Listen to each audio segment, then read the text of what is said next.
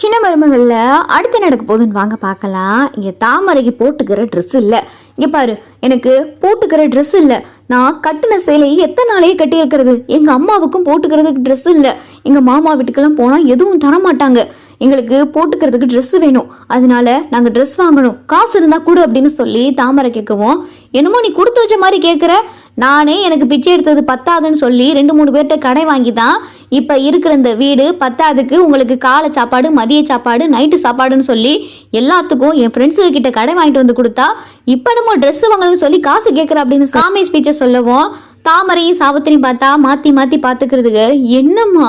இவங்கிட்ட போட்டுக்கிறதுக்கு ஒரு ட்ரெஸ்ஸு தான் கேட்டோம், அதுக்கே இப்படி பேசுகிறான், இவன் எப்படிம்மா என்னை வச்சு பார்த்துக்கிருவான், என் வாழ்க்கை இப்படி நாசமாக போச்சேவா அப்படின்னு சொல்லி தாமரை கடந்து பழகவும், என்னடி பண்ணுறது எல்லாம் நம்ம நேரம் அப்படின்னு சொல்லிட்டு இங்கே பார்த்தா சாவித்திரி சொல்லவும், அப்போ தான் காமேஷு, அத்தை நான் ஒரு ஐடியா சொல்லட்டா, தாமரை வேணா வீட்டில் இருக்கட்டும், நீங்களும் என் கூட வாங்களேன், சேர்ந்து பிச்சை எடுக்கலாம் அப்படின்னு சொல்லி காமேஷ் பிச்சை சொல்லவும், ஏய் இங்கே பாருடா, உனக்கு மரியாதை இல்லை பார்த்துக்க, என்னை பார்த்தா பிச்சை எடுக்கிற மாதிரியாடா தெரியுது, பிச்சைக்கார பையலி, உனக்கே என் மகளை கட்டி கொடுத்துட்டோன்னு சொல்லி வயிறெல்லாம் எரிஞ்சு போய் கிடக்கே, இதில் உன் கூட பிச்சை எடுக்க நீ கூப்பிடுறியா அப்படின்னு சொல்லி சாவித்திரி கடந்து புலம்பவும், சரி சரி புலம்பாதீங்க, இப்போ என்ன உங்களுக்கு மாற்று துணி வாங்குறதுக்கு காசு வேணும் அப்படித்தானே, நான் யார்ட்டையாவது ரெடி பண்ணிட்டு வரேன் அப்படின்னு சொல்லி காமேஷ் பிச்சை கிளம்பவும், யாருக்கிட்ட கேட்குறது, எல்லாருக்கிட்டையும் காசு வாங்கியாச்சு, இப்போ யாருக்கிட்ட வாங்குறது அப்படின்னு சொல்லி காமேஷ் பிச்சை கடந்து யோசிக்கவும், அப்போ தான் காமேஷ் பிச்சைக்கு ஒரு ஐடியா தோணுது.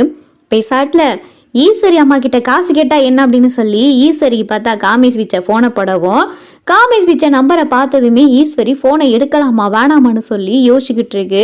இவன் எதுக்கு நமக்கு இப்போ ஃபோன் பண்ணுறான், இவன் கூட நம்ம பேசுறது இந்த வீட்டில் யாருக்காவது தெரிஞ்சிச்சுன்னா நம்மளை சிக்கிக்கிறோம் அப்படின்னு சொல்லி ஈஸ்வரி ஃபோனையே பார்த்துக்கிட்டு இருக்கு. சரி எடுத்துருவோம் அப்படின்னு சொல்லி ஈஸ்வரி ஃபோன் எடுக்கவும், ஹலோ காமேஷ் பிச்சை எப்படி இருக்கீங்க அப்படின்னு சொல்லிட்டு ஈஸ்வரி சொல்லவும், அக்கா நான் நல்லா இருக்கேன், எனக்கு ஒரு உதவி பண்ணணுமே அப்படின்னு சொல்லி காமேஷ் பிச்சை கேட்கவும், உதவியா, என்ன உதவி அப்படின்னு சொல்லி ஈஸ்வரி கேட்கவும், இல்லை எனக்கு அவசரமாக ஒரு 10,000 தேவைப்படுது, உங்களால் கொடுக்க முடியுமா அப்படின்னு சொல்லிட்டு காமேஷ் பிச்சை கேட்கவும், 10,000மா, 10,000 எதுக்கு அப்படின்னு சொல்லி ஈஸ்வரி கேட்கவும், இல்லை எனக்கு எப்பயுமே நேர்மையாக இருந்து தான் பழக்கம், காலைல சாப்பாடுக்குன்னு போகிறான், மதிய சாப்பாட்டுக்கு 60 ரூபா, நைட்டு சாப்பாடுக்குன்னு போகிறான்னு சொல்லி இப்படி நேர்மையாக இருந்து தான் எனக்கு பழக்கம். இப்போ என் பொண்டாட்டிக்காக மற்றவங்க கிட்ட கடன் கேட்குற நிலைமையில நான் இருக்கேன், அவளுக்கு மாற்று துணி போட்டுக்கிறதுக்கெல்லாம் வாங்குறதுக்கு காசு வேணும், என்கிட்ட அந்த அளவுக்கு இப்போ கிடையாது, அதான் ஒரு 10,000 கொடுத்து உதவுனீங்கன்னா நான் திரும்ப கொடுத்துறேன் அப்படின்னு சொல்லி காமேஷ் பிச்சை கேட்கவும், அப்படியா சரி நான் வந்து தரேன், எப்பயும் வழக்கமாக வர கோயிலுக்கு வந்து தானே தரணும் அப்படின்னு சொல்லிட்டு ஈஸ்வரி கேட்கவும், அப்படியா கேட்டதுமே கொடுத்துட்டீங்க, உங்கள் மனசு தங்கமான மனசு அப்படின்னு சொல்லி காமேஷ் பிச்சை ஃபோனை வைக்கவும், அப்போ தான் ஈஸ்வரி நினைக்குது, இம்பிட்டு பெரிய சொத்தை விட்டுட்டு பிச்சைக்கார பையன் ஓ வீட்டில் வந்து அவ இருக்கா, உனக்கு ஒரு 10,000 நான் கொடுக்க மாட்டேனா, தாராளமாக தரேன் அப்படின்னு சொல்லி ஈஸ்வரி 10,000 எடுத்துக்கிட்டு காமேஷ் பிச்சையை பார்க்கறதுக்காக கோயிலுக்கு போகுது. அங்கே கோயிலில் போய் காமேஷ் பிச்சையும் பார்த்துருது. இந்தாங்க பிச்சை, நீங்கள் கேட்ட 10,000 அப்படின்னு சொல்லிட்டு ஈஸ்வரி கொடுக்கவும், ரொம்ப நன்றிம்மா, நீங்கள் கேட்டதும் கொடுப்பீங்களா கொடுக்க மாட்டீங்களான்னு சொல்லி தயங்கிக்கிட்டே இருந்தேன் அப்படின்னு சொல்லி காமேஷ் பிச்சை சொல்லவும், 1000 தான் என்னதான் இருந்தாலும் தாமரை எங்கள் வீட்டு பொண்ணு, நல்லா வசதியாக வாழ்ந்தவ, இப்போ உங்கள் கூட வந்து இருக்கானா, அதுக்காகவாது நான் செய்யணும் தானே, சரி இந்தாங்க 10,000 அப்படின்னு சொல்லி காமேஷ் பிச்சை கிட்ட ஈஸ்வரி 10,000 கொடுத்துக்கிட்டு இருக்கு. அப்பதான் அந்த நேரத்துல காவியா கோயிலுக்கு சாமி கும்பிட வந்திருக்காங்க. ஈஸ்வரியும் காமேஷ் பிச்சையும் பேசிக்கிறத காவியா பார்த்தா பாத்துடுறாங்க. என்ன தாமரை புருஷன் மாதிரி இருக்கு, தாமரை புருஷன் கிட்ட இவங்களுக்கு என்ன இங்க வேலை அப்படின்னு சொல்லிட்டு காவியா எல்லாத்தையும் மறைஞ்சிருந்து பாக்குறாங்க. பத்தாதுக்கு போன்ல ஒரு வீடியோவாவுமே எடுத்துடுறாங்க. ஈஸ்வரி காமேஷ் பிச்சைக்கு பணம் கொடுக்கறது, காமேஷ் பிச்சை கிட்ட ஈஸ்வரி நல்லா சிரிச்சு சிரிச்சு பேசுறதுன்னு சொல்லி 2 பேரும் பேசிக்கிட்டு இருக்கிறத காவியா வீடியோவாவை எடுத்துறாங்க. ஈஸ்வரி பணத்தை கொடுத்துட்டு கிளம்பிடுது. அப்பதான் காவியாவுக்கு ஒரு சந்தேகம், இவங்க எதுக்கு இவனுக்கு பணம் கொடுக்கணும், பணம் கொடுத்தது மட்டும் இல்லாம இவ்வளவு நேரம் பேசுறாங்க, அன்னைக்கு ஒரு நாள் தான் சொல்ல போனா வீட்டுல இருக்கிற எல்லாருமே இவனை பார்த்தது, இவங்களுமே அன்னைக்கு தான் இவனை பார்த்துருப்பாங்க, இவங்கிட்ட எதுக்கு இவங்க பணம் கொடுக்கணும், இல்லையே ஏதோ ஒன்று தப்பா இருக்கு அப்படின்னு சொல்லி காவியா யோசிக்கிறாங்க. சரின்னு சொல்லிட்டு காமேஷ் பிச்சை கிட்ட போய் காவியா பேச போறாங்க. ஹலோ உங்ககிட்ட கொஞ்சம் பேசணுமே அப்படின்னு சொல்லிட்டு காவியா சொல்லவும், ஆமா யார் நீங்க, உங்ககிட்ட எதுக்கு நான் பேசணும் அப்படின்னு சொல்லி காமேஷ் பிச்சை கேட்கவும், நான் வேற யாரும் இல்லை, நீங்க தாமையை கல்யாணம் பண்ணிருக்கீங்களே, ஆமா அமைச்சர் ராஜாங்க இருக்காருல்ல, அவருடைய தம்பி சம்சாரம் இருக்காங்கல்ல, அவங்களுடைய பையன் மனைவி தான் நான், என் பேரு காவியா அப்படின்னு சொல்லிட்டு காவியா சொல்லவும், ஓ அப்படியா, ஆமா என்ன உங்ககிட்ட பேசணும் அப்படின்னு சொல்லி இங்க பார்த்த காமேஷ் விஜய் கேட்கவும், இல்ல நீங்க தனியா வந்தீங்கன்னா உங்ககிட்ட நான் கொஞ்சம் தனியா பேச வேண்டியது இருக்கு அப்படின்னு சொல்லிட்டு காவியா கூப்பிடவும், சரி வாங்க அப்படின்னு சொல்லி காமேஷ் விஜயும் கூப்பிடவும், ஆமா இப்ப கொஞ்ச நேரத்துக்கு முன்னாடி ஒருத்தவங்க வந்து உங்களை பார்த்துட்டு போனாங்களே, யாரு, ஈஸ்வரி அம்மாவா அப்படின்னு சொல்லிட்டு காமேஷ் விஜய் சொல்லவும், ஆமா அவங்க என்னுடைய அத்தை தான், அவங்க எதுக்கு இப்ப உங்களை வந்து பார்த்துட்டு போனாங்க அப்படின்னு சொல்லி காவியா கேட்கவும், காமேஷ் விஜய் பார்த்தா கண்ணு மொழி எங்கிட்ட அங்கிட்டு உருட்டவும், என்ன கேட்ட கேள்விக்கு பதில் சொல்லாம நீங்க பாட்டுக்கு திருன்னு முழிச்சுக்கிட்டு இருக்கீங்க, அவங்க எதுக்கு உங்களை வந்து பார்த்துட்டு போனாங்க, பத்தாதுக்கு உங்களுக்கு பணம் எல்லாம் கொடுத்தாங்க, என்ன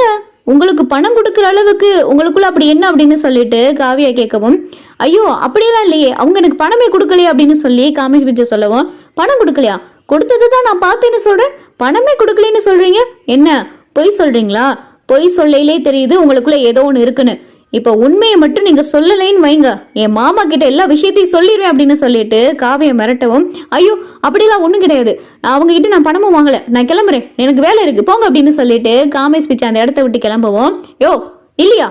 கேட்டுக்கிட்டே இருக்கேன் நீ பாட்டுக்கு கிளம்புற, நான் கேட்ட கேள்விக்கு பதில் சொல்ல வேண்டியதானே, உன் மேல தப்பு இல்லைன்னா எதுக்கு இவ்வளவு பதட்டம் பயப்படுற, இங்க இருந்து கிளம்புறேன்னு சொல்ற, உன் பேச்சிலேயே தெளிவில்ல, அவங்களுக்கு உனக்கும் என்ன சம்பந்தம், அவங்க பிளான் பண்ணி கொடுத்துதான் நீ தாமரையை கல்யாணம் பண்ணி அப்படின்னு சொல்லிட்டு காவியா கேட்கவும், காமேஷ் பிச்சை பார்த்தா திருன்னு முழிக்கவும், நீ இப்ப உண்மையை மட்டும் சொல்லலைன்னு வையி, அடுத்து என் மாமாவுக்கு போன் பண்ணி இங்க வர சொல்லிடுவேன் அப்படின்னு சொல்லிட்டு காவியை மிரட்டவும், ஐயோ நான் எல்லா உண்மையும் சொல்லிடுறேன், ஈஸ்வரி அம்மாவும் எனக்கும் முன்னாடியே பழக்கம், அவங்க சொல்லிதான் நான் தாமரையவை பார்க்கவே செஞ்சேன், அவங்க ஐடியா கொடுத்துதான் நான் தாமரையவே கல்யாணம் பண்ணேன், எனக்கும் தாமரைக்கும் கல்யாணம் நடக்கிறதுக்கு முக்கிய காரணமே ஈஸ்வரி அம்மா தான், இப்ப எனக்கு கொஞ்சம் பணம் தேவைப்பட்டுச்சு, அதனால அவங்க கிட்ட கேட்டேன், இதுதாம்மா நடந்துச்சு, இப்போ உனக்கு என்னம்மா பிரச்சனை அப்படின்னு சொல்லி காமேஷ் பிச்சை சொல்லவும், அப்ப